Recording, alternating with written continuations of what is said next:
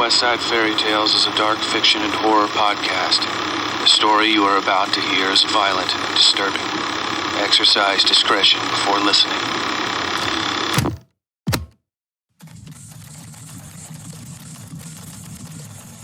Previously on Scars in Time.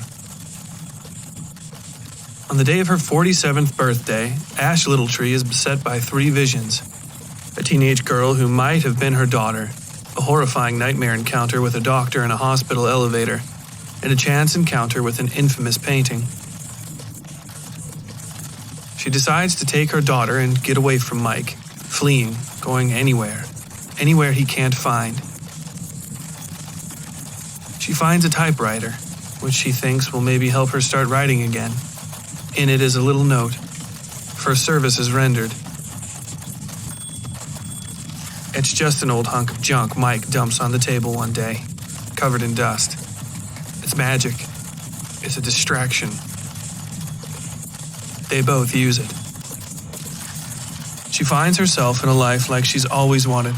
No Mike, perfect freedom, a little fame to boot.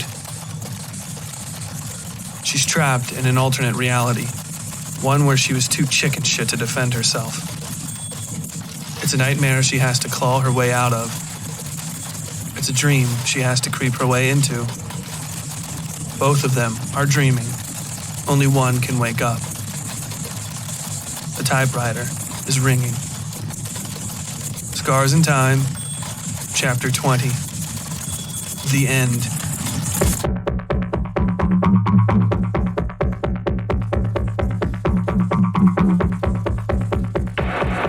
The Muse was the first to speak, her voice barely audible over the din of the surging typewriter.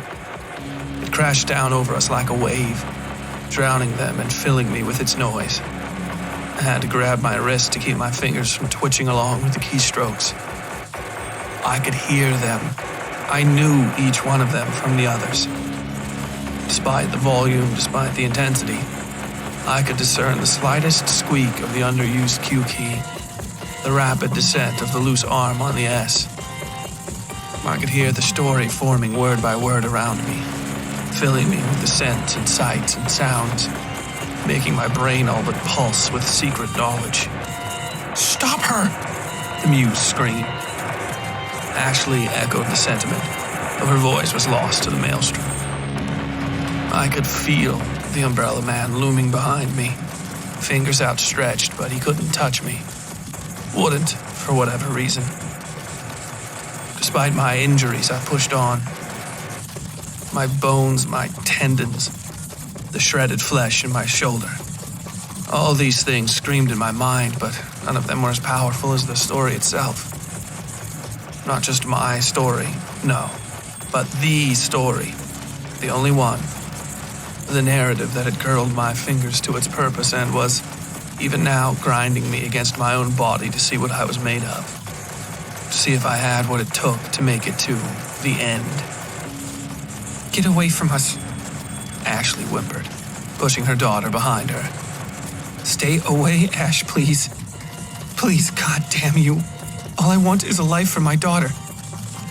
"You shut your fucking mouth," I said, lurching forward.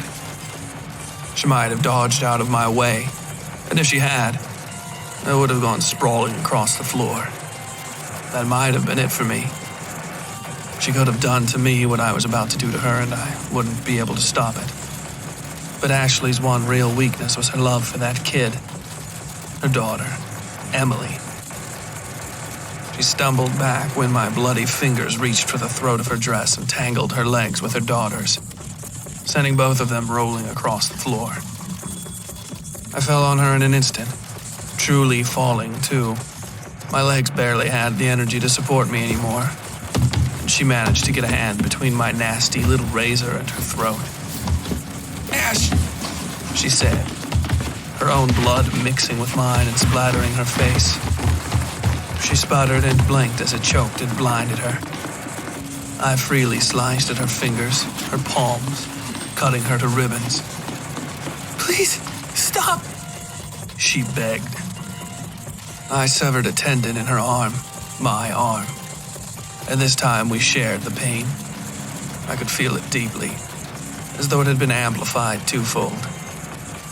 Her left arm fell aside and mine went limp beside me, dropping my face against hers. I felt the thump like echoing feedback.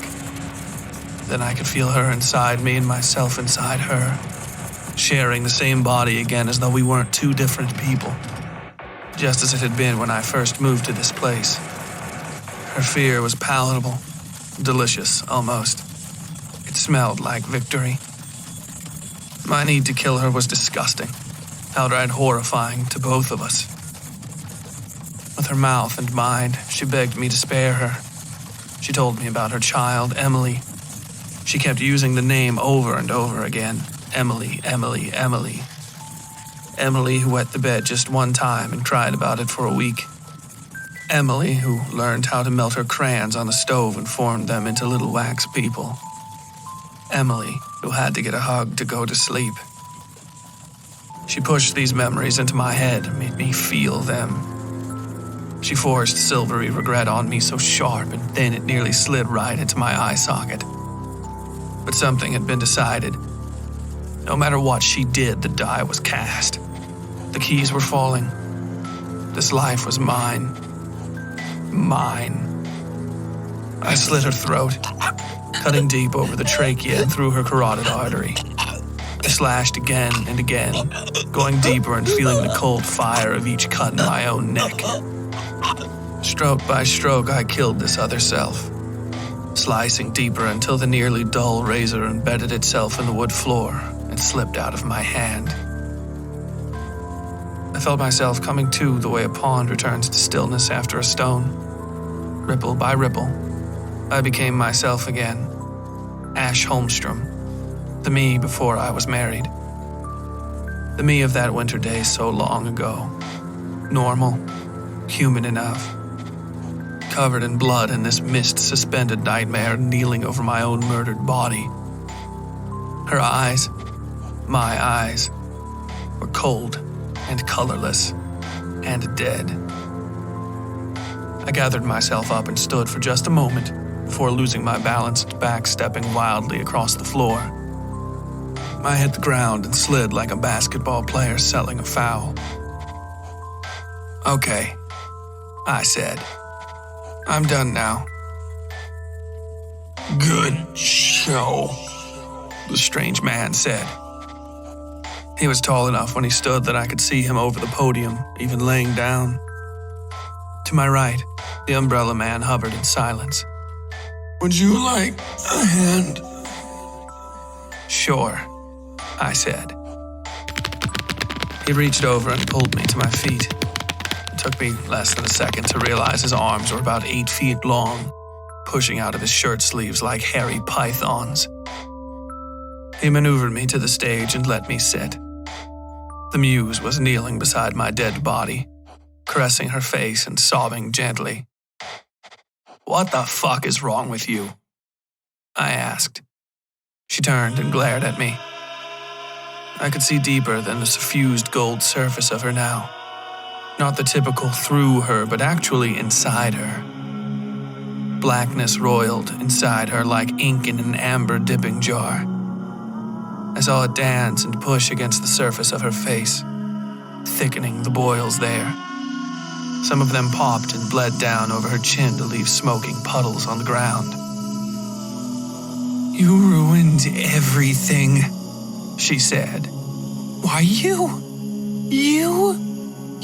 fucking philanderer. All you ever wanted from me was a few stories and an easy fuck, that's it. Nothing inspired. She wanted a child. Future generations just like me. A legacy." She stood and stormed over to me, fists clenched at her sides like a child. She even had her lips pursed outward. "You think this is some kind of game?" she asked. "Do you know how old I am? How long I've waited for this moment?" "I don't give a shit," I said. "You?" the muse hissed. She clenched her fists and I felt them, the strands of air thicker and harder than I ever had before. In whatever place this was, they were almost visible. My flesh bent beneath the strain of them. My brain howled as the muse clenched her fists, clearly intent on crushing my skull with the things. Then the typewriter crashed above us. 20, 200, 2,000 keystrokes all in a row and raining down overhead with such ferocity, I heard the walls shuddering.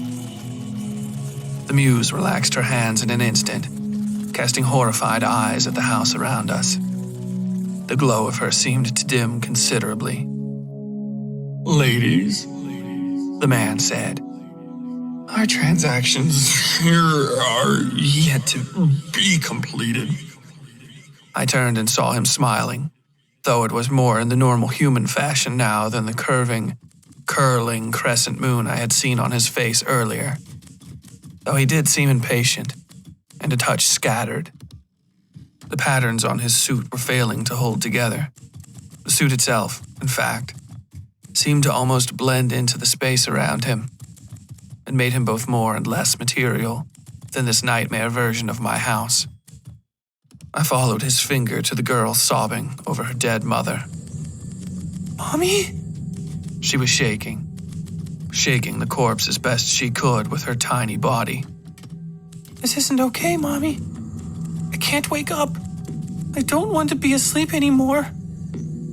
She seemed to notice we were all looking at her. The girl stopped shaking her dead mother and stood, turning to me and saying nothing. She looked at everybody in the room and started crying again. Hey, I said, forcing myself to kneel down beside her. I wrapped my arm around the girl and wiped one of her tears away from her face. This will all be over soon, okay? Are you my mom now? She asked, sparing terrified looks between me and the corpse on the ground. I sighed and shook my head. Sorry, kid. I'm nobody's mother, I said. Can I stay with you? She asked. I don't have anywhere. I don't know where to go. I need my dad. I don't... She was hyperventilating. I don't know what to do. I think my mom is like the neighbor's bunny was one morning. I don't... I pulled her close. The smell of her was like a knife sliding right into the guts of me. But it wasn't real. It never would be. Just take a breath, all right? I said. The girl nodded and did as she was told. You're going to go with this guy now, okay? She shook her head violently. No! She screamed. I can't. She hugged me harder now, her little arms making the wound in my shoulder bleed all the more. It felt almost real, almost perfect. But beneath her skin was something else. The thin, insidious golden threads of air. The muse's little strings, buried in everything that glittered like gold. I pushed the girl to arm's length. You have to, I said, because you can't stay here. She was still sobbing.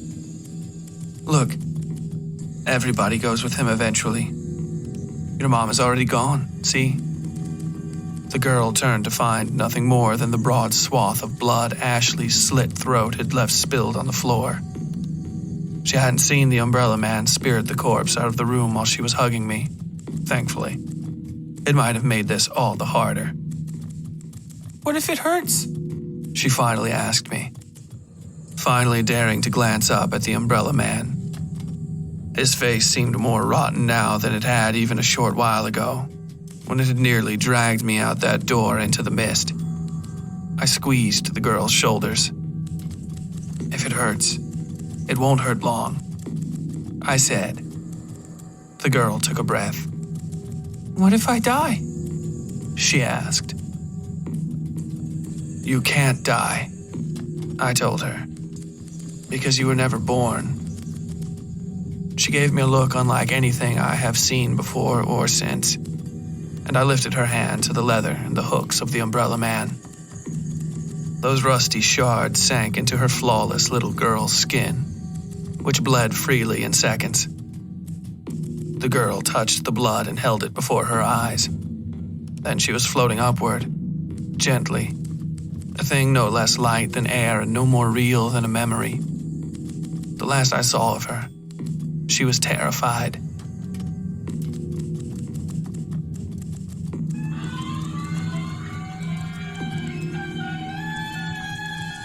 The door shut and only 3 of us remained. The odd man, the muse, and me.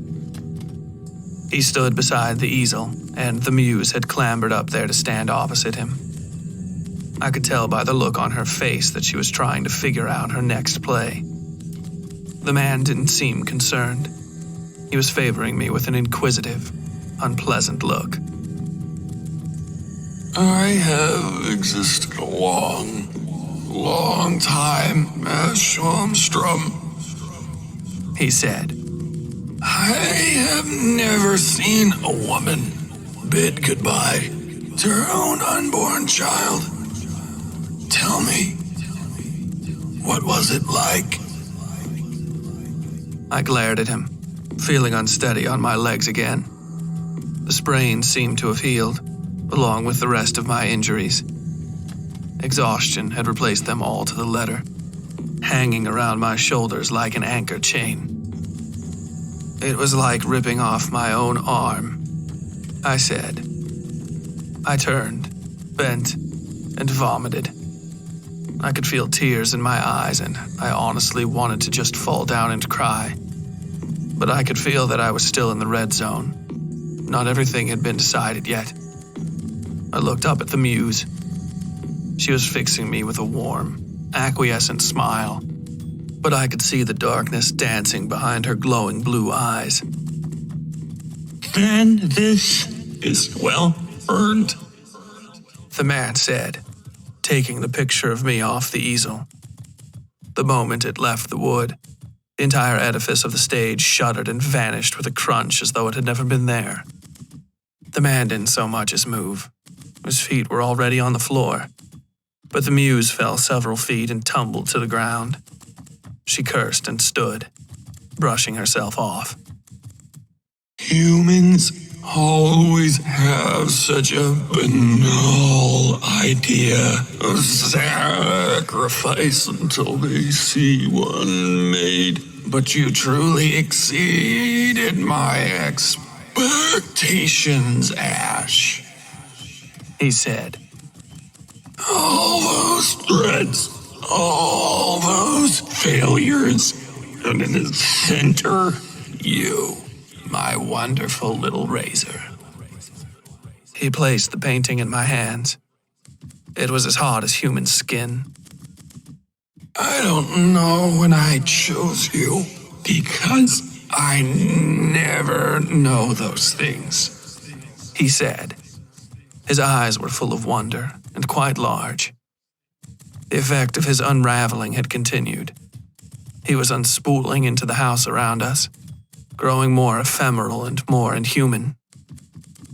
But I remember you spying on me as I worked with young Michael from your vantage at the top of the old Compson house, where I had been called upon so often. And I wondered then if I felt you when I first came to West Virginia, when it was still rocks and fire and lakes of chemical water, a stray little piece amongst all those mismatched others, a thing that wished to be so much she made herself real. You did that to Mike? I asked him. Gave him that power, urged him to kill my friends. Oh no, he said. I just showed him the way and he did the rest. Much like you, he didn't even need a push. Just a bit of cheerleading. His grin touched his ears, or would have, if any ears remained on his head. "Fuck you, whatever you are," I said. "Call me Idzuk, if you must call me at all. he chuckled. And I don't suggest you do. I consider our business done here. But I can always reopen the books." "What business?" I asked. The face I was looking at was both larger than the house and also resting in a spot just behind the black of my eyes. So infinitely small it was larger than the universe. "My sister Zogroth has a great woven webs, and I have my little razors, Ash," he said. "Your muse is a gift she gave to the monkeys you were born from. A gift that grew too big for her own little purpose within the strands. But I chose you, Ash, and I chose well, because I saw the last little battle for your soul will take place in your head. And artists are just so utterly cruel to themselves." With that, he was gone, fading out of my vision like a sunspot. I was left alone with the muse and the painting of myself. I looked at the swirling colors as they came finally to rest, solidifying into my own bloody face.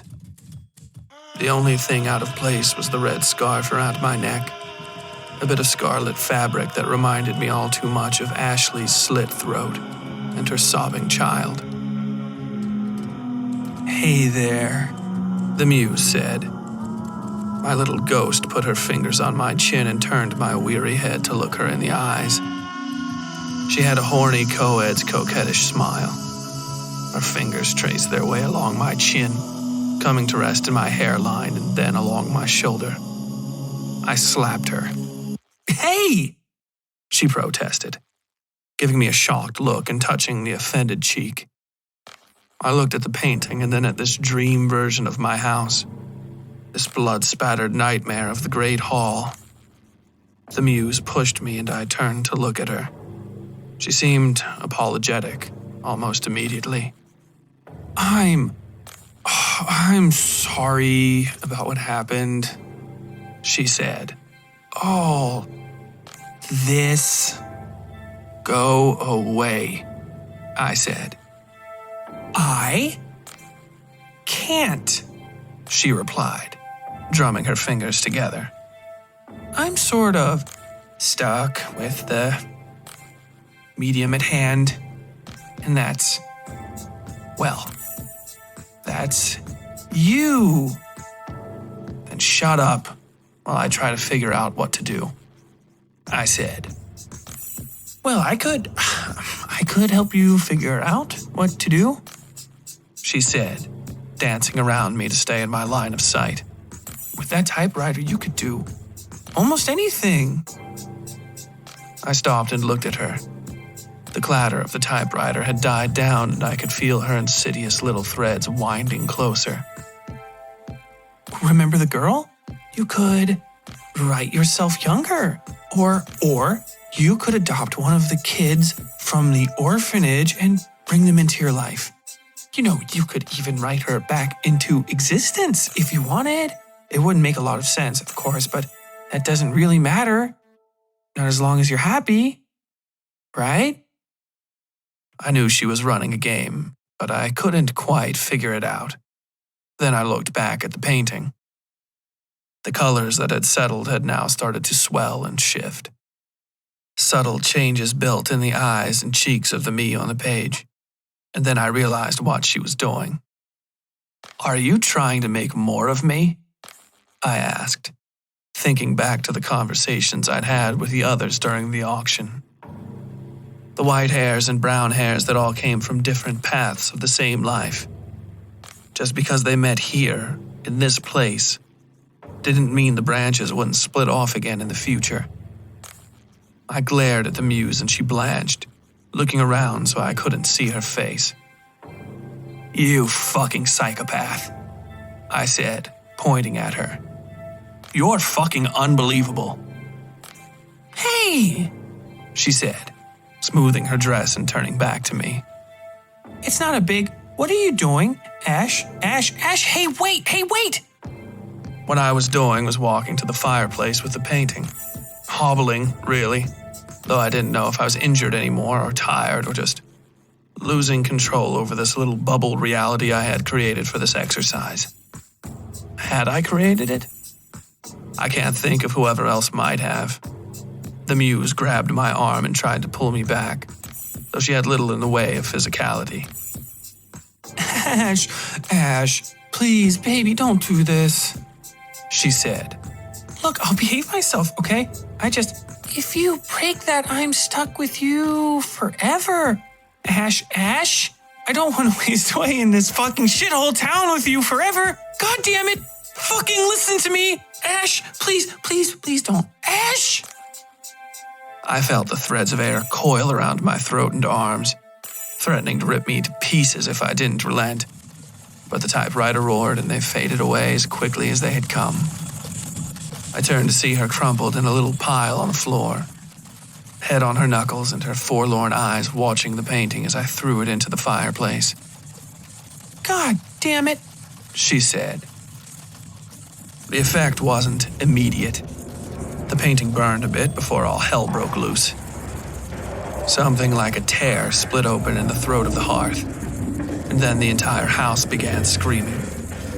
I couldn't hear the typewriter anymore, couldn't hear anything. The noise passed beyond sound, became a vibration that rattled my chest and made my bones feel like dust. The painting came alive in the fire as it burned. My face turned black and warped and then became three-dimensional.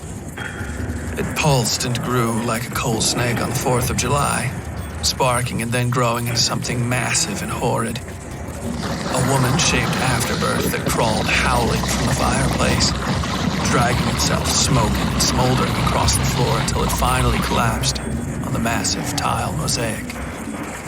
Then it reared up its head, screamed, and the world went black.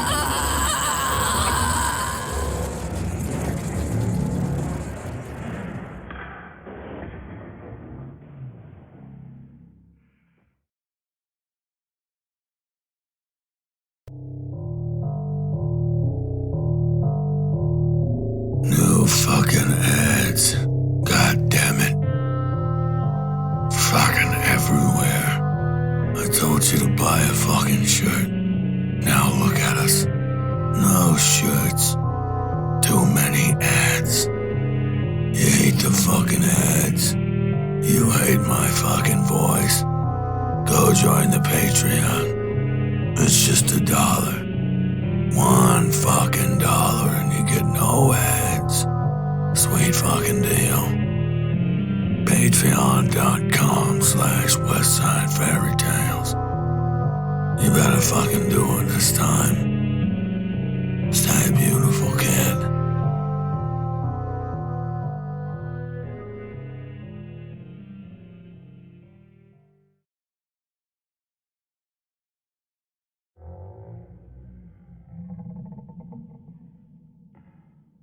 I sucked in a breath and stood up from my typewriter, feeling my cramping, aching hands curling against my chest even as I barely remembered to sidestep the hatch in the middle of the floor. It was closed anyway, though that hardly mattered. I don't think I would have been able to fall out of the garret in any case.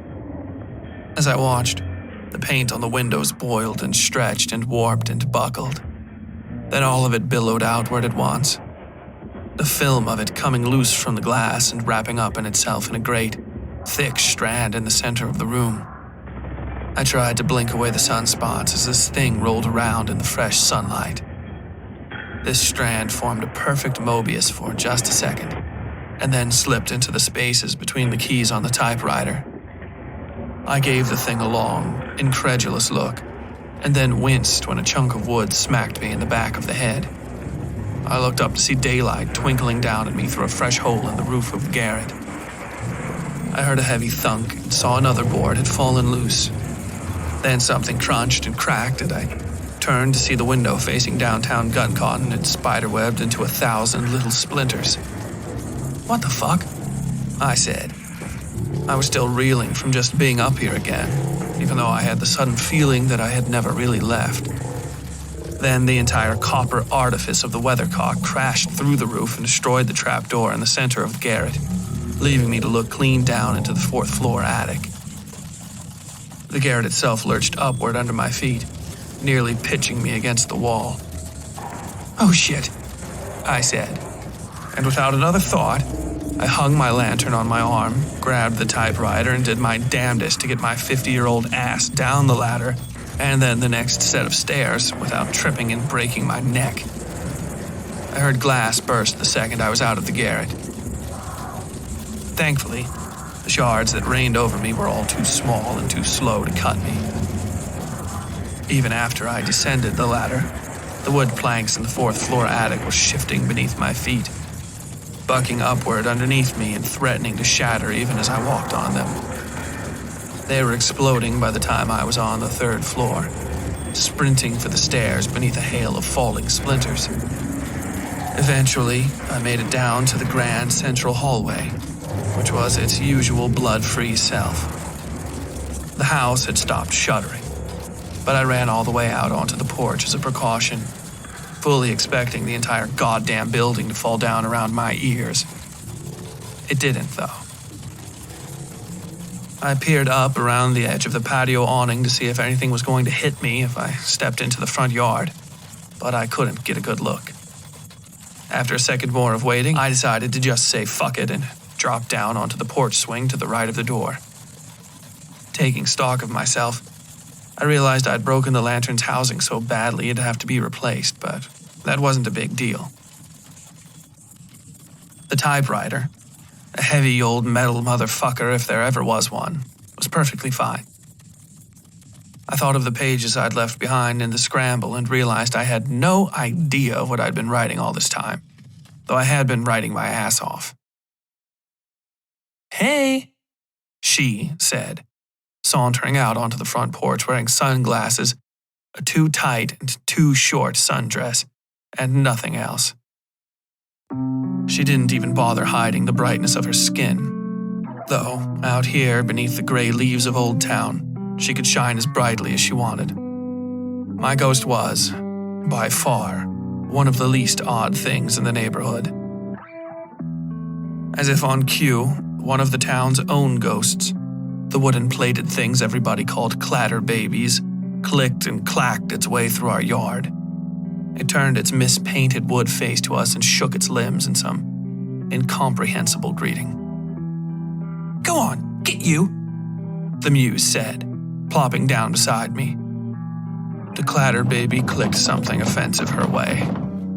She could make herself understood to them almost as well as Bobby could, and then it rolled over our front gate and continued on through the neighborhood and out of sight. The muse turned to me. "How you feeling?" "Fine, I guess," I said. I think the house almost fell in on itself." She laughed. "Is that why you're out here with that old thing?" she asked.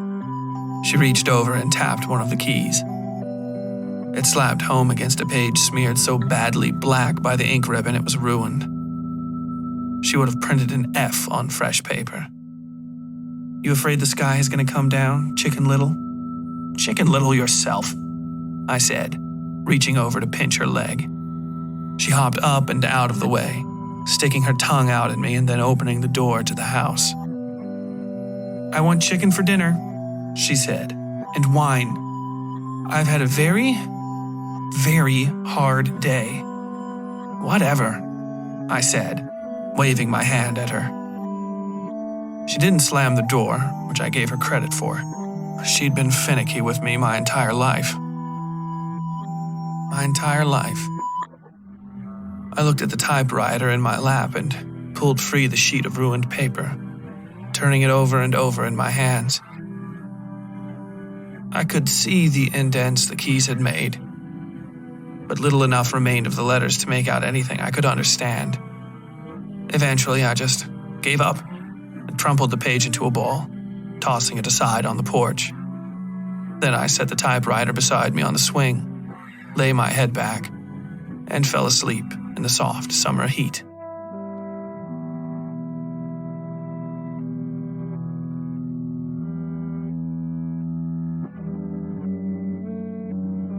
Well, folks, that was Scars in Time. What'd you think? Have you ever found something interesting where you least expected? Have you ever done something awful to live the life you think you deserve? Done something off, done some awful. You think you deserve something off, done some awful. You deserve something awful. You deserve done something awful. Something off, something awful. You deserve something awful. Something awful. You deserve something awful. You deserve something awful. You deserve something awful.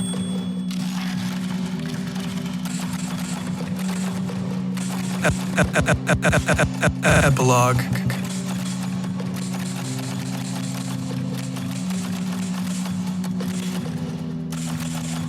Darcy finished massaging my hand and let it return to my lap. We shared a smile and then she turned away, picking up the tablet she'd brought in with her and making a few notes on my chart. "It seems like the tendon issues you were having are basically done with," she said, setting the tablet aside. "Though you absolutely must keep up with the stretches." "That's what I get for using that heavy-ass old typewriter," I replied, picking my hand up and rubbing my wrist where she'd touched it. I found myself feeling over my ring finger a second later and then shivering when I found it empty, though I didn't know why. Still, the odd feeling lingered. "Well, Tiffany reads all your stuff, and considering how she goes on about it, you should just keep up whatever it is you're doing," Darcy said. She checked her watch, blinking at the overly bright backlight that flashed into her face. "These fucking things," she mumbled. "Is that your professional opinion about the typewriter?" I asked. She rolled her eyes at me and moved the conversation on to a fresh topic. "I'm having some friends in town for a few days to help with the clinic expansion up on the hill," Darcy said. "They'd all love to get drunk with a famous writer lady." "Yeah, until they meet me and realize I'm a morose wino," I replied with a chuckle. "They're all doctors in Beckley," Darcy said, laughing herself. "Every one of them to the number is a morose wino. You'll be in good company." "I bet," I said, standing. "Just consider it, okay?" she said, setting the tablet down to scribble something on a piece of paper. She handed it to me and, reading it, I realized it was the date and time of her little get-together later this weekend. She didn't have to write down the where of it all. We'd be drinking at Colby's because she only ever went to Colby's. "I could really use a bit of help on this one, actually. We're trying to woo an OBGYN to town, and I've got my eye on the one." "Isn't Sean the town OBGYN?" I asked with a laugh. "I think that man's seen every pussy in gun cotton except mine and yours." "And Tiffany's, knock on wood," Darcy said, laughing harder than me. "These young bi girls will be the death of me." We were both near in tears a minute later, laughing until we got out the door. "Promise me you'll come," she said. Okay. She hugged me and I left, enjoying being back out in the last of the year's sunshine.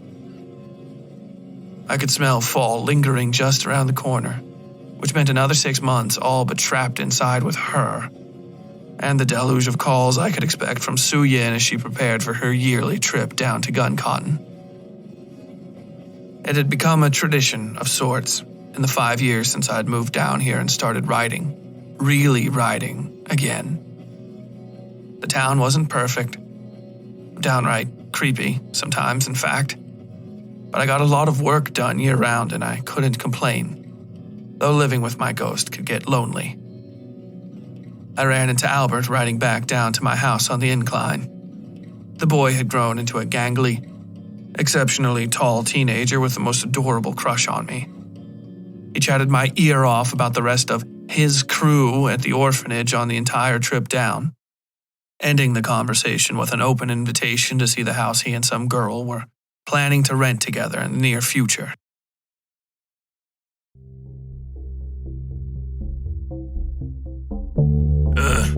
Hey, everybody. This is Boomer Gordon from Gordon and Greek Electrical and Rehabilitation Services. That's not the name of your company, Boomer. Whatever. Just let me record this thing. Hello, and welcome to another wonderful episode of the Westside Fairytales, sponsored by Gordon and Greek. Get to the point, Boomer. We've got to do like 10 of these today. You get to the point, Sean. Lord. Boomer. Sorry, Bobby. I'm here to remind you that the Westside Fairytales is provided free of cost to the people of the world, and we need your help to spread the word. Follow the Westside Fairytales on Twitter, Facebook, and Reddit, and make sure to rate and review us on iTunes or wherever you get your podcasts. Also, share us with your friends and family so the Westside Fairytales can continue to grow. All right, is that good? Yeah. What the hell is a Westside Fairytale? Don't worry about it too much, Boomer. You'll give yourself nosebleeds.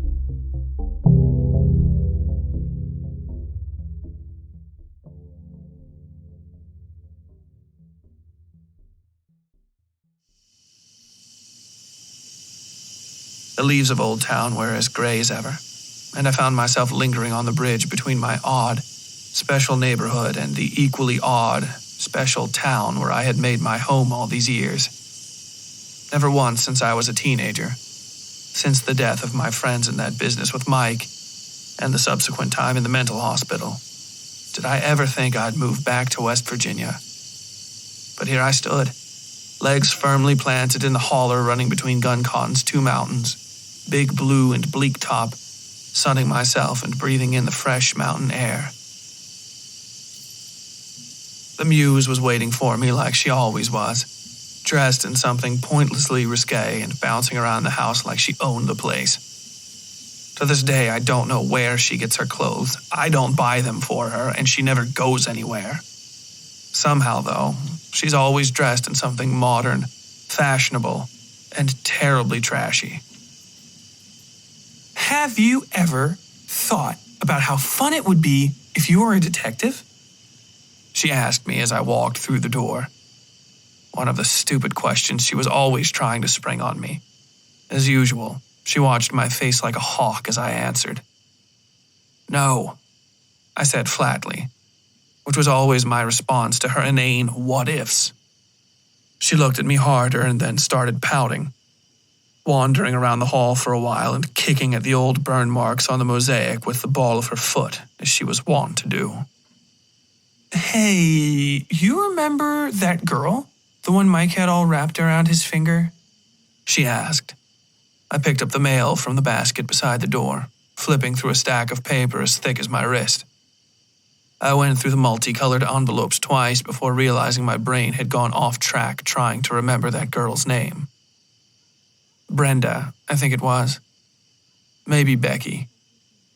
Not really, I said idly. Look at all this. Fan mail, fan mail, fan mail. Who writes letters anymore? Everybody, that's who. Jesus. It's because you're always complaining about people not writing letters when you go on podcasts, stupid, the muse said. Now focus. That girl, you remember you basically saved her and then she wasted her life moving to North Dakota with some guy? That description of the situation is both generous and ingenuine. Congratulations, I said. One of the letters had stuck out to me. The envelope was a deep, royal purple and didn't have a stamp or return address. Just my name, Ash Holmstrom, written in gold ink. Hey, where did this come from? It doesn't even have a stamp. Where does any mail come from, Ash? Someplace that I can't go. Now focus! She put a hand on her hip and pointed at me. Ash, what if you had gone with her after high school? Like, what if she had some real bad personal demons just like you because of, Mike being a rapist and all that, and you guys got together and bonded and just healed and stuff. Maybe you could have been the person in North Dakota with her. No, I said, sitting on one of the couches against the wall. It looked like any of the other 4 couches in the central hall, but I always thought of it as my couch for some reason. I dropped the rest of the letters beside me and opened the purple one. You are so unimaginative, the muse pouted. I looked up at her. Maybe you're the unimaginative one, I said. You've been asking me these idiotic what-ifs for like 4 years now, and not a single one of them has been interesting enough to get me to bite. Her mouth dropped open wide. Oh my fucking God, Ash, she said. Fuck you. Really, fuck you. I can't even deal with this right now. She waited there until I looked at her again. Then fucking don't. What do you want from me? I asked. She threw her arms up in the air and stormed out of the room. Why did I let him take your fucking wedding ring? God! She shouted back at me. I had no idea what she was talking about, but it was pretty much my day-to-day policy to just ignore her. I pulled the letter from the envelope. It was written in a tight, unpracticed, and almost childish hand. Ash. It read, there's a chance you don't remember me, but I'll always remember you. The day you killed my mother, you told me I couldn't die because I'd never been born. And you were right. If only you knew how right you were, though. There is a place that's all red, where the sky is always black. The moon there is a man's head, and every building is a kind of church. It's a place for all the forgotten things, like in that Christmas movie my mom watched with me every year. But it's also a place for things that should never have been, or could never have been. A place where even unborn things can live. It's a place you can leave if you meet the right people and make the right deals. But the thing is, that place sticks to you, and you can do the little tricks you pick up there anywhere, once you know them. Even here, even in the normal place. You told me I couldn't die, Ash. You said I couldn't die because I'd never been born. Ash, you were right. See you around, Emily.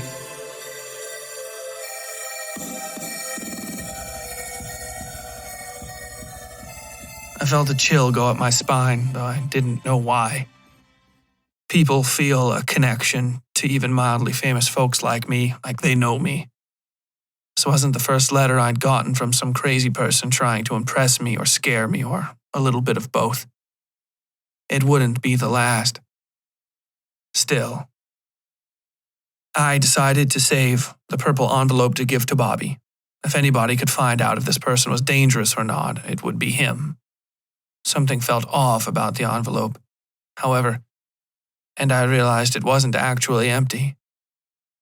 There was still a heavy bit of something at the bottom of it. I turned the envelope upside down over my hand and felt something metallic land in my palm. It was a sharp, thick-bodied fishhook all covered in rust. It had snapped in half midway up the shank, and the rest of it seemed to be missing. I realized I was shaking. So badly, in fact, I almost dropped the damn thing into the couch cushions, and what a mess that would have been. I sat on my couch for a long while, thumbing the smooth sides of that odd little implement and racking my brains for the answers to a question I couldn't quite formulate.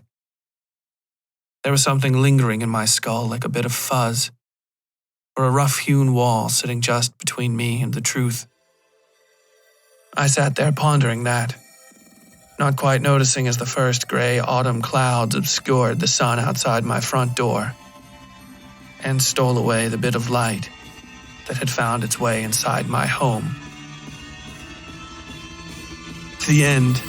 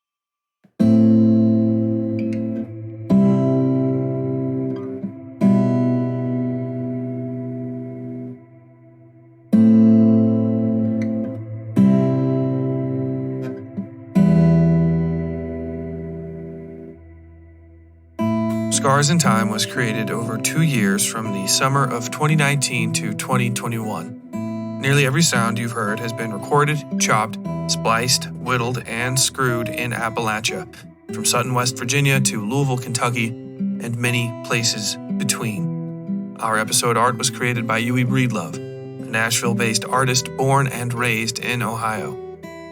We are honored and humbled by the support we've received over this season and seasons previous, donations of not just money, but also time, love, and recognition, without which this story may have never seen the light of day. I cannot thank you all enough for sticking through the entirety of this fucked up trip with me, and I can only hope you'll ride with me again when the call comes later this year with the release of Sin Carriers. Hopefully, when you meet Sue, Gato, Ducky, Elam, and the rest of these new characters, you'll welcome them into your hearts and homes as readily as you did Ash, Bobby, Darcy, and the Umbrella Man. Following is a list of our Patreon supporters, our small army that seems to grow immeasurably each year and whose kindness, curiosity, and voraciousness for new stories are like a wind beneath my wings. May they fly out from their shelter point, numbered 10 and 10 million more. And above and before all others, thank you, Sam. You're always there for me. And these are always, as ever, for you. Stay safe out there.